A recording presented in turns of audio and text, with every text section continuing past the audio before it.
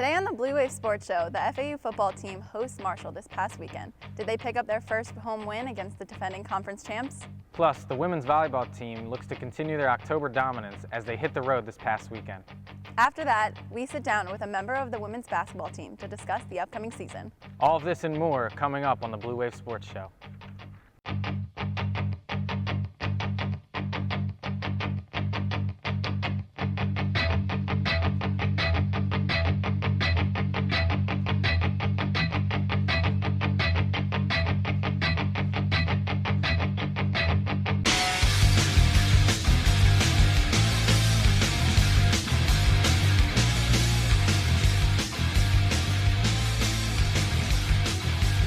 Hey sports fans, welcome to the Blue Wave Sports Show. I'm Alan Chicatello. And I'm Allison Falley. We have a jam-packed show for you guys today, so let's get it going. The Marshall Thundering Herd came to FAU Stadium for the first time since winning the 2014 Boca Bowl to take on our Owls.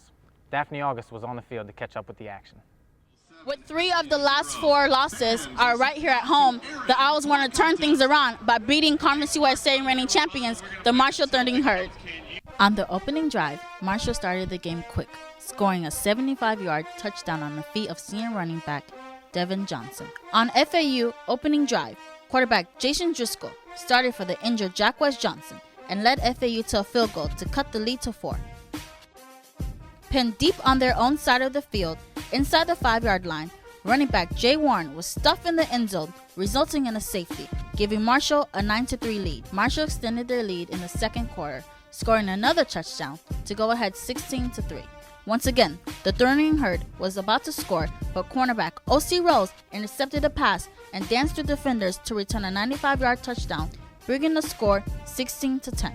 Marshall answered back with a 6-play, 65-yard drive that ended with a 22-yard strike from quarterback Chase Linton to Devontae Allen. In the third quarter, Marshall's Hylick Foster had a 66-yard touchdown run, extending their lead 30-10.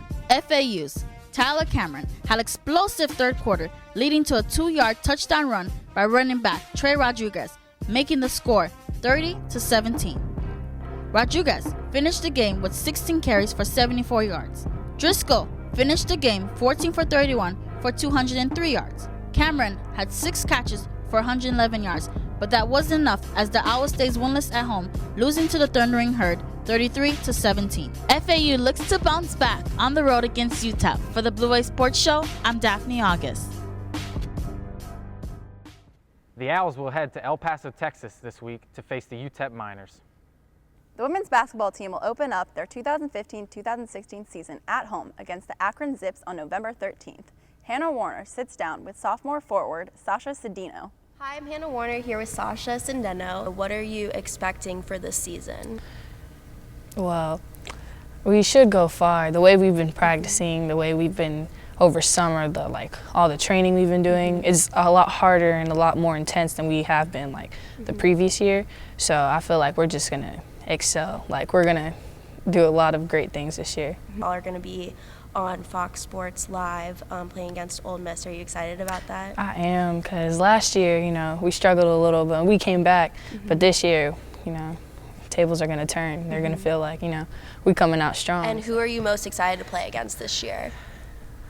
I want to say Western Kentucky and Middle Tennessee, just because last year we didn't come out and perform the way we should have. So this year I feel like the way we've been practicing is going to carry on to those games, and we should come out and do what we need to do. Well, thank you. The women's basketball team will play here at the Borough 16 times this season, so come catch some exciting basketball action throughout the year. The women's soccer team traveled to Huntington, West Virginia to take on Marshall this past week. FAU's keeper Sydney Drinkwater saved all 9 shots she faced, earning her the honors of Conference USA Goalkeeper of the Week. The Lady Owls earned a 1-0 victory in overtime, extending their winning streak to 4, with 3 games remaining in the schedule. Many people enjoy watching FAU's 17 different sports on many different media outlets, including Owl TV. But what they don't know about are the people that all help make it possible. This week on FAU Profiles, Blue Wave's Holly Jones follows around head of FAU's football media relations, Katrina McCormick.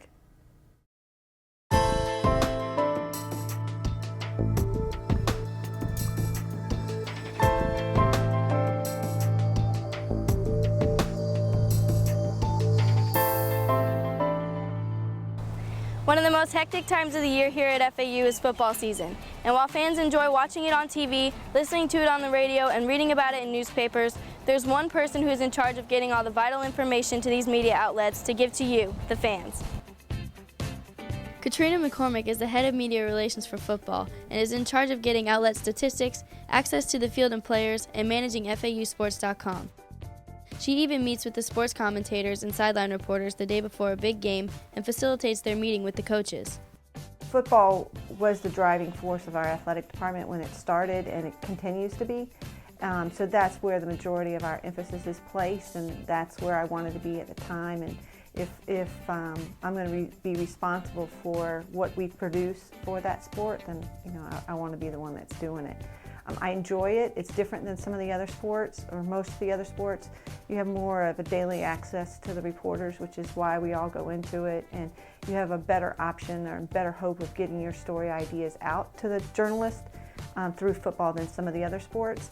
And it's also a way that football makes you, as a media relations officer, develop skills that you can use to help other sports. Owl TV got an inside look at her busy routine and got a first-hand glimpse into her hectic schedule.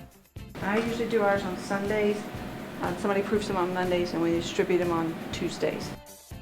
She wants every student-athlete to have the same experience as her and to have a sense of pride in their program.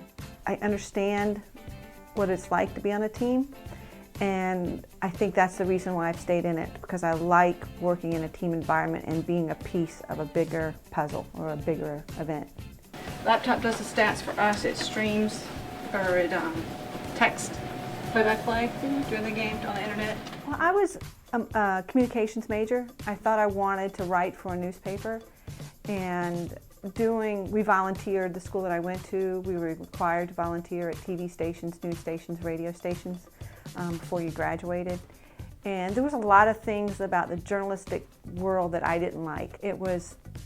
I didn't want to cover a car accident. I didn't want to cover crime scenes. And we had photography classes, and just the idea of taking a photo of a crime scene and how that would affect a family seeing it in the paper. I wanted no part of it. So that's kind of another reason why I shifted and stayed in sports.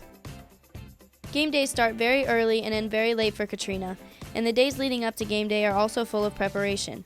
She's always on the go, moving from the press room to the radio booth, down to the sidelines and back to the TV booth. When she played on the first ever softball team at Florida Southern, she fell in love with college athletics. While working at FAU, she got to experience another inaugural program. When we added football here, I kind of knew what football was going to go through. It was fast pitch. It was the first year that the school had played fast pitch softball. So, it was a chance for me, who was probably not the type of athlete that they needed, but had experience in it, to get involved in a program and watch it grow and develop as a new program. So on a much smaller scale, I had been through what football was going to go through, and then football was just so much bigger than what anybody or I expected. Katrina says that she has been blessed to have such a great career because of the mentors she had and all the coaches and student athletes that she's worked with. I was very fortunate that Coach Schnellenberger was our inaugural head coach, or our first head coach. He's a great teacher. He really understands the aspects of media and what's needed, and he was always willing to do interviews, whether it was with the smallest of newspapers or the largest media outlets. And because of his background and history, we had a lot of interviews that we might not have otherwise had. And then not only him, but I would say Jared Allen, who's one of our current assistant coaches. He was our first quarterback, and he was always very willing to show up on time and to represent FAU, and he just laid a foundation of what I should expect from student athletes, and it's a bar that I still look for many of the student athletes to achieve. And to this day, he's still very giving of his time and to do interviews, especially to promote FAU and FAU football. She feels that because she is a woman, she got great opportunities in this career path, and she works hard to do a nice job and be seen as a professional and not any different than her male counterparts. All her hard work does not go unnoticed, and it's because of her and her colleagues that our football team, as well as all the other athletes and coaches, get the media recognition they deserve. I'm Holly Jones for the Blue Wave Sports Show. Riding a 3-game win streak, the FAU women's volleyball team traveled to UAB in Middle Tennessee this past weekend. The Lady Owls swept both games over the weekend, bringing their win streak to 5. FAU has not lost a set over their win streak and will host Southern Miss and FIU this weekend. That's all for the Blue Wave Sports Show. Make sure to like us on Facebook and follow us on Twitter and Instagram. Stick around for the panel where we talk about FAU football, a crazy college football weekend, and more.